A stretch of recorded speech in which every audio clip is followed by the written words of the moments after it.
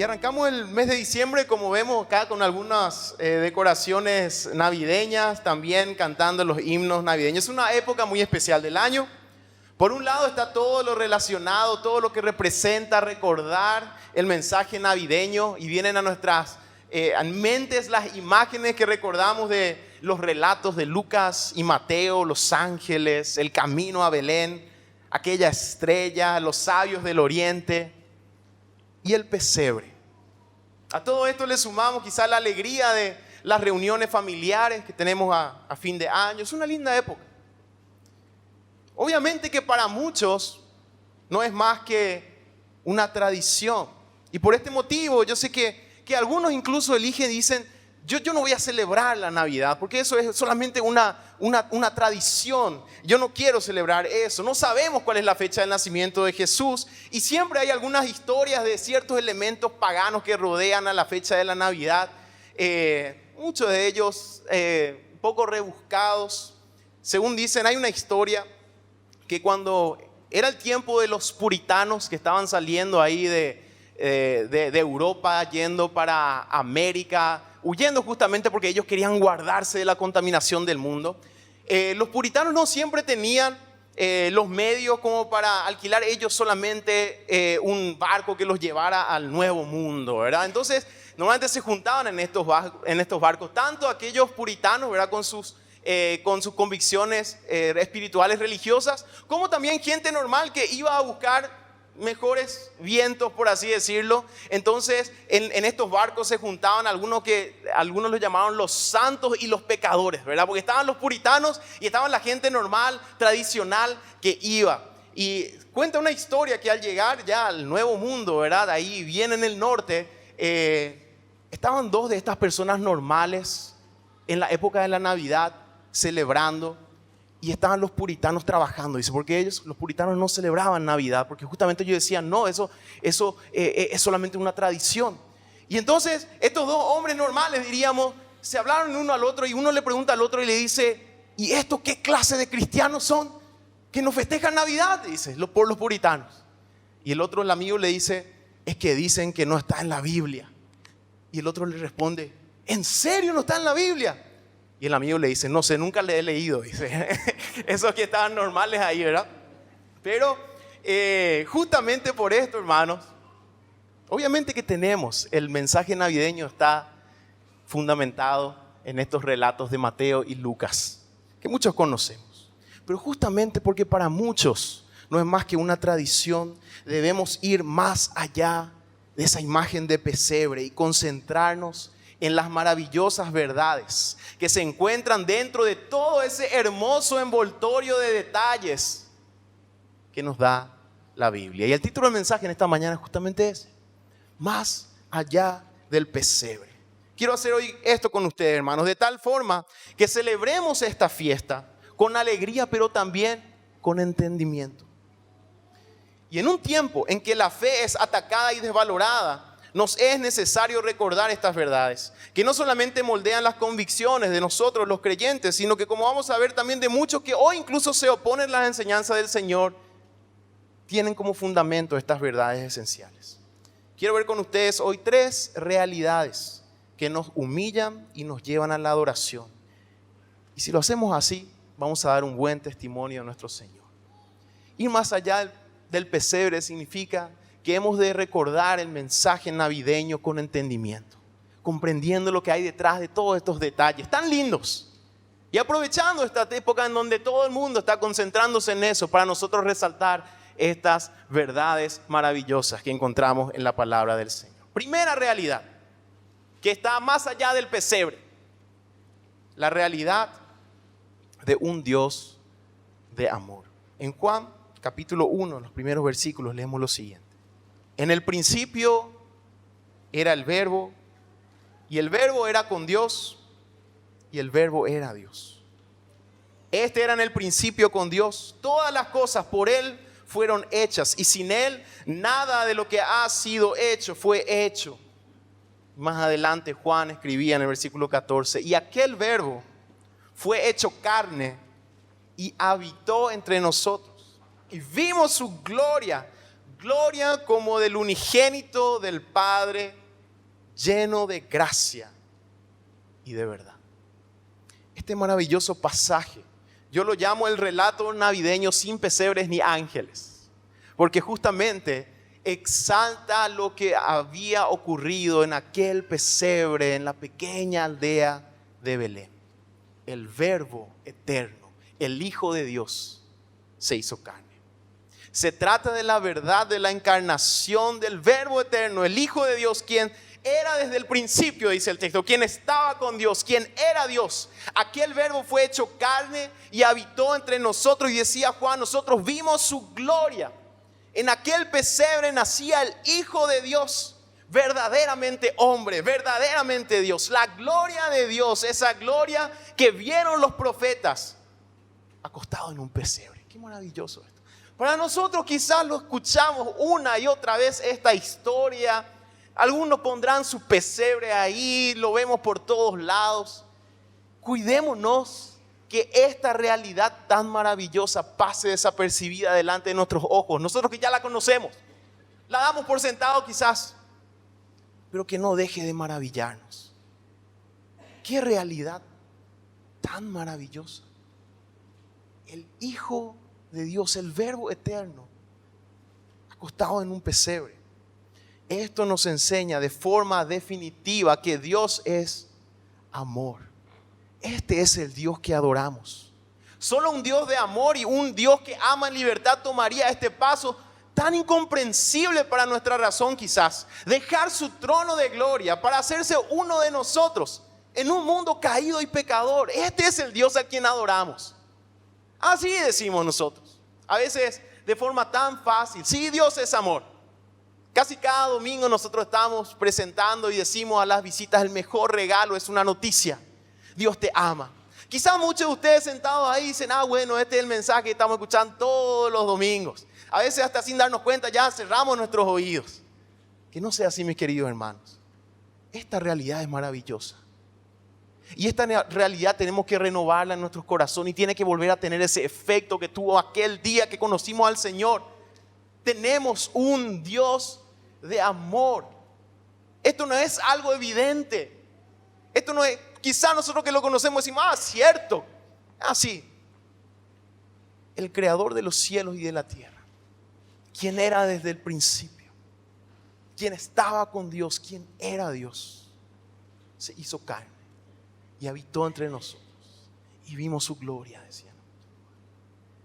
Cuando yo me imagino al apóstol Juan escribiendo esto, llorando quizás, el Verbo eterno, y vimos su gloria, escribía él. No podemos leerlo así nada más. Esta realidad maravillosa está más allá de ese detalle o los detalles que encontramos en el pesebre. El apóstol Pablo escribía a los Filipenses capítulo 2, 6 y 7 del Hijo, el cual siendo en forma de Dios no estimó el ser igual a Dios como cosa que aferrarse, sino que se despojó a sí mismo, tomando forma de siervo, hecho semejante a los hombres. Otra vez, cierto, este es Jesús. Eso fue lo que Dios hizo en la persona de su Hijo. Pero yo me imagino al apóstol Pablo escribiendo esto con el mayor gozo posible, maravillado. ¿Qué es lo que estamos leyendo, hermanos? Aquel Hijo eterno de Dios tomando nuestra forma.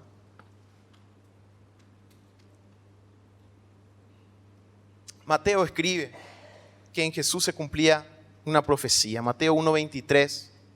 He aquí, una virgen concebirá y dará a luz un hijo y llamará su nombre Emmanuel, que traducido es Dios con nosotros. Cuidémonos de hacer estas frases como normalmente hoy se dice clichés, hermanos. Ay, qué cliché, Dios es amor, Dios te ama. Ay, qué cliché, Dios con nosotros. Sí, Dios con nosotros. No. Dios es amor. Esto no es algo evidente. Esto no es algo que todo el mundo lo sepa así nada más.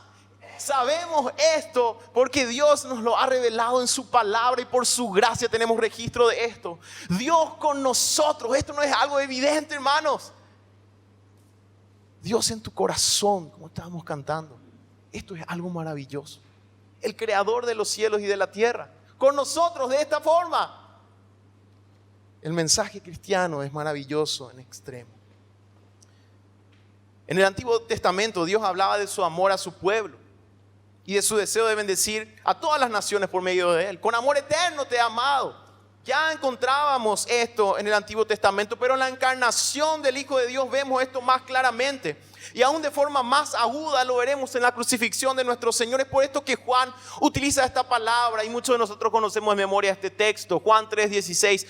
Juan empieza diciendo: de tal manera amó Dios al mundo, que ha dado a su Hijo unigénito para que todo aquel que en Él cree no se pierda, mas tenga vida eterna. De tal manera. Este no es un texto que nosotros podemos decir: bueno, Dios amó al mundo y lo decimos rápido y ya está.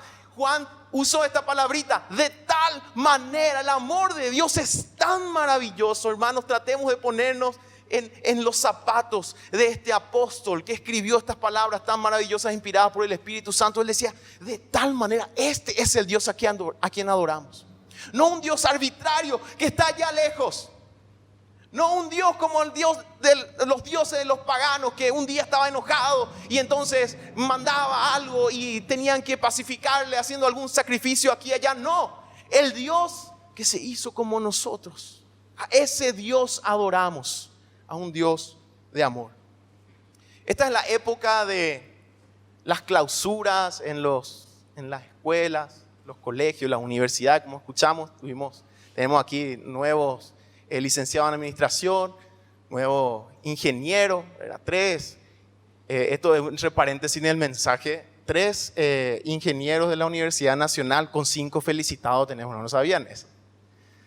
La vara es muy alta, que parece que la FIUNA, la Universidad de Ingeniería, va a crear uno más, ¿verdad? Porque aquí todos nuestros ingenieros son 5 felicitados y estuvimos compartiendo con Armando. Mi hijo también tuvo su clausura y es un tiempo tan lindo. Quizás algunos de los abuelos estuvieron ahí participando también, ver ahí a los niños. Y ese tiempo de clausura es tan...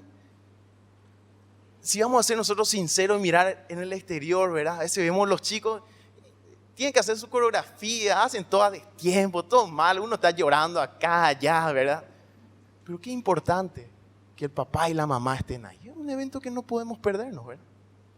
Quizás tenemos algo muy importante y vamos a decir: bueno, no voy a poder estar. Pero ese chico, esa chica, ese joven, ese adolescente, va a buscarle ahí a su papá, a su mamá. Es un tiempo tan especial. Y solamente menciono esto para resaltar eso, que es tan poca cosa, diríamos nosotros. Es un evento más. Qué importante es que aquel ser querido esté en eso, que no, en realidad casi podríamos llamarle un detalle eso, ¿verdad? Más importante es estar todo el año, apoyar, uno diría, pero ese evento, los chicos buscan que sus padres, que sus seres queridos estén ahí, hasta nosotros, los más grandes. ¿Cómo anhelamos la presencia de aquellas personas que amamos? Y lo que el mensaje navideño nos dice, que Dios estuvo ahí. Que Dios está. Si fuese un evento de los que nosotros hacemos, podríamos decir: ahí veríamos al Señor. Eso es lo que nos muestra este mensaje tan maravilloso. El Verbo se hizo carne y habitó entre nosotros. Dios no está lejos.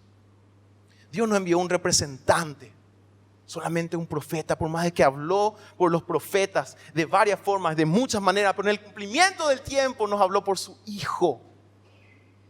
Él no envió a un evento su representante nada más, alguien que le represente. Él vino en la persona de su Hijo. Qué maravilloso es el amor de Dios. Esta verdad afecta en gran manera toda la forma en que vivimos. Transforma, por un lado, el concepto de autoridad que tenemos. Conocerán esa famosa frase que dice: el que no vive para servir, no sirve para vivir. Bueno, nosotros escuchamos eso, ¿verdad? Otra frase cliché. ¿De dónde sale eso? ¿Por qué uno tiene que servir? Nos da gusto servir, si vamos a ser sinceros, ¿verdad?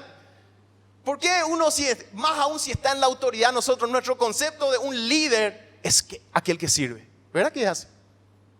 ¿De dónde sacamos eso? No es evidente. El que está en autoridad es aquel que puede usar su poder para aprovecharse de los demás, para ser servido. ¿De dónde sacamos esta idea que el líder tiene que servir? Que el que no vive para servir, no sirve para vivir. Lo sacamos de la realidad de un Dios de amor, que siendo en forma de Dios no estimó el ser igual a Dios como algo a que aferrarse, sino que se despojó a sí mismo tomando forma de siervo. La realidad del Dios de amor transforma nuestra visión de la vida. Y finalmente nos deja con una gran responsabilidad. ¿Qué hacemos con esta realidad del Dios de amor? ¿Vamos a ser indiferentes acaso? ¿Despreciamos su amor siendo desobedientes? Como creyentes, ¿qué produce esta realidad en ti, mi querido hermano, mi querida hermana? ¿La conoces solo como una información más?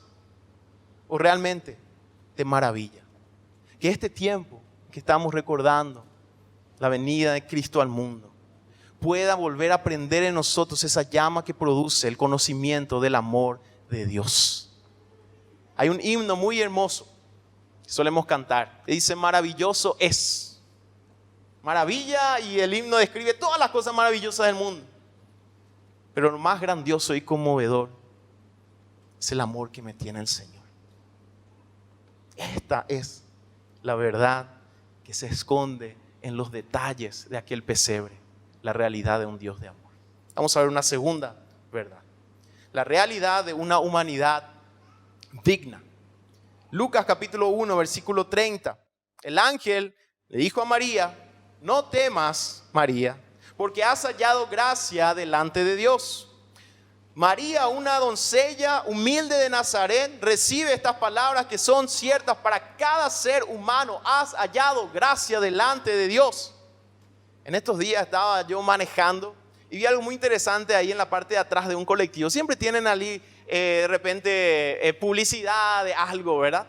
Pero recordé también, usó una frase relacionando algo. A veces vemos esos camiones que transportan dinero, dice: no transportamos valores, dice ahí detrás o por el costado, ¿verdad? No sé, de repente para hacer esa diferencia de los que están llevando dinero y no. En este colectivo, ahí detrás decía: transportamos lo más importante, transportamos lo más valioso. Me llamó la atención y cuando estaba preparando el mensaje me acordé de eso. Transportamos lo más valioso. Seres humanos, vidas humanas.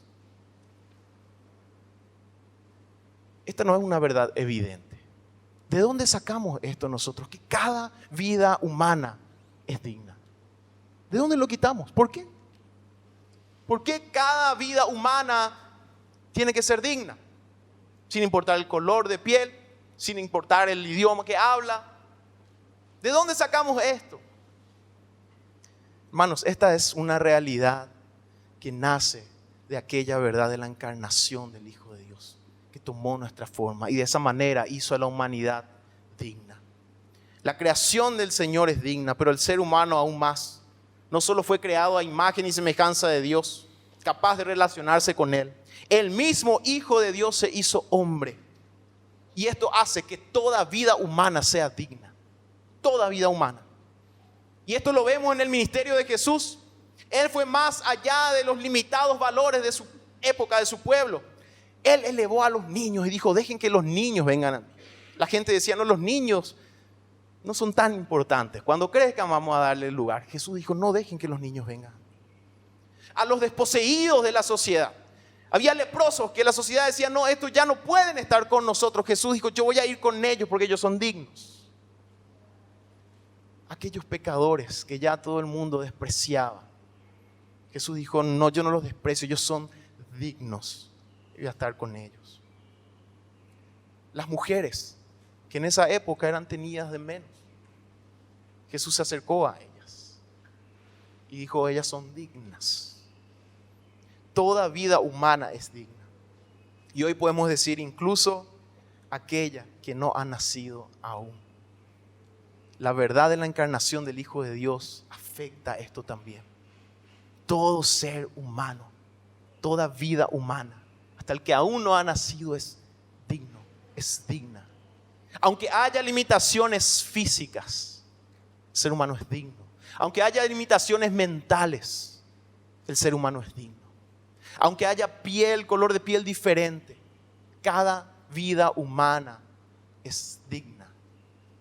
Cuando recordamos el pesebre y el mensaje navideño, recordemos esto, hermanos. Que la encarnación del Hijo de Dios elevó nuestra dignidad de tal forma que nosotros podemos decir, a nadie le podemos llamar indigno. Todo ser humano es digno y también a todo ser humano le corresponde escuchar ese mensaje de salvación. El salmista reflexionaba de la siguiente manera: cuando veo tus cielos, obra de tus dedos, la luna y las estrellas que tú formaste, digo, ¿qué es el hombre para que tengas de él memoria? Y el Hijo del Hombre para que lo visites.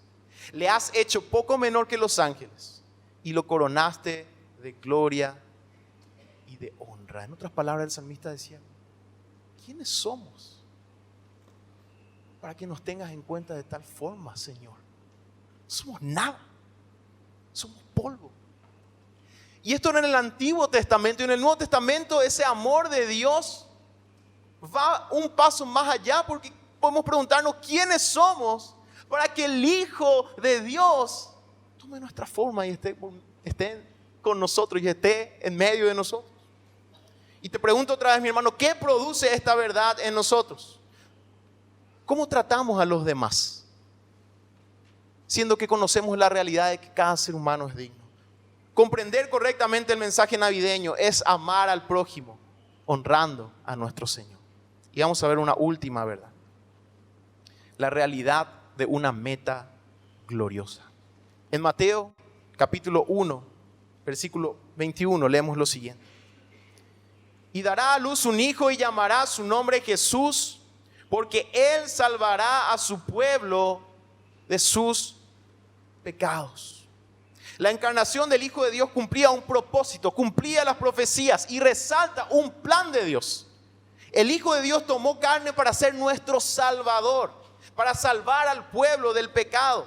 Aquel pesebre en Belén nos recuerda la realidad que Dios tiene un plan, un propósito, una meta para la humanidad. Esta meta gloriosa tiene que ver con restaurar aquello que hemos perdido en el Edén, comunión perfecta en su presencia. Y para que esta meta pudiera cumplirse, el problema del pecado tenía que tratarse. Pablo escribía a los Gálatas 4 al 5. Pero cuando vino el cumplimiento del tiempo, Dios envió a su Hijo, nacido de mujer y nacido bajo la ley, para que redimiese a los que estaban bajo la ley, a fin de que recibiésemos la adopción de hijos. El cumplimiento del tiempo. Hermano, esto nos recuerda que la humanidad está bajo los planes del Señor, que Él está guiando nuestra historia.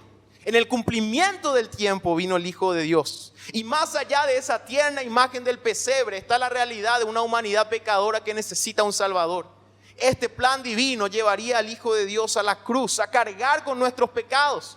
Pero este plan sigue hacia una meta gloriosa. El Señor Jesús volverá a juzgar a los vivos y a los muertos. El tiempo en que vivimos hoy es un tiempo de gracia en el cual debemos tomar una decisión. Abracemos aquella meta gloriosa que nos lleva a la eternidad con el Señor. O seguiremos tras las vanidades de lo temporal y perecedero.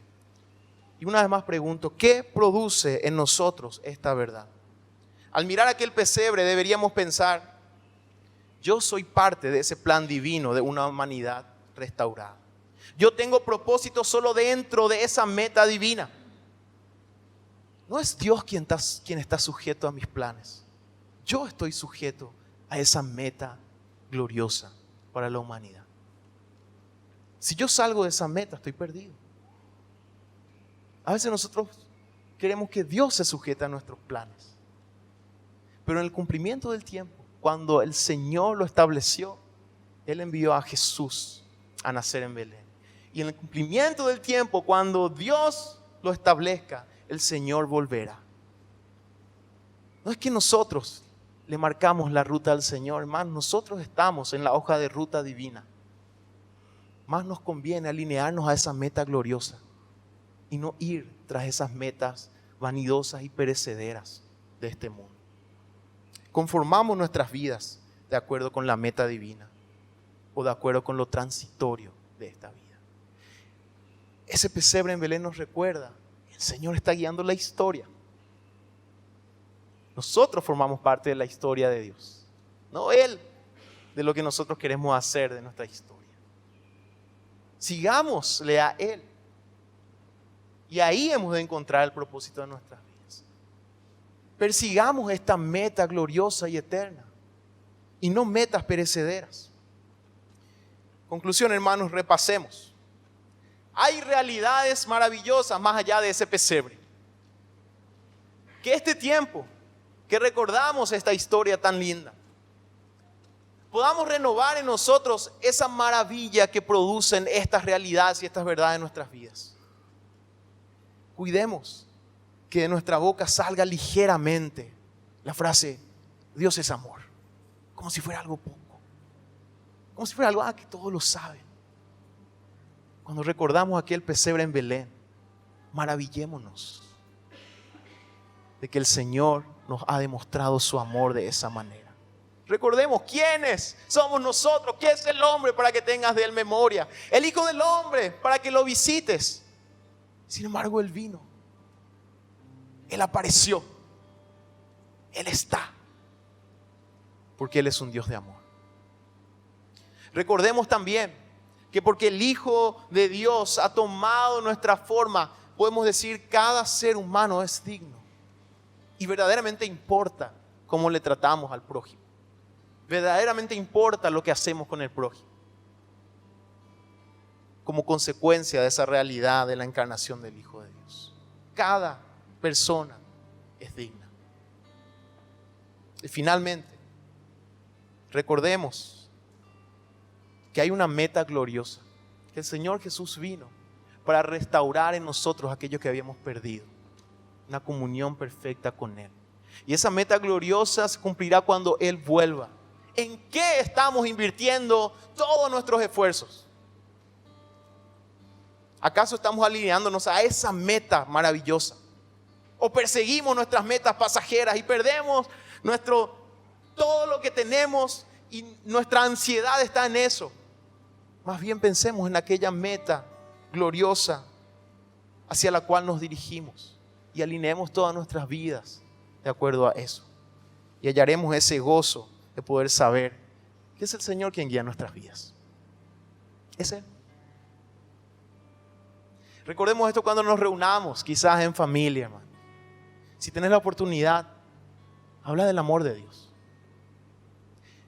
Cuidémonos cómo nos tratamos en este tiempo. Porque así como nos juntamos, a veces no sé por qué, no sé cuál es la lógica que está detrás, pero llegan a veces este tiempo de fiesta y no queremos pelear también, ¿verdad? No sé qué hay detrás, pero recordemos la realidad de que cada ser humano es digno. De que ese amor de Dios que ha sido derramado en nuestros corazones lo tenemos que reflejar hacia nuestro prójimo.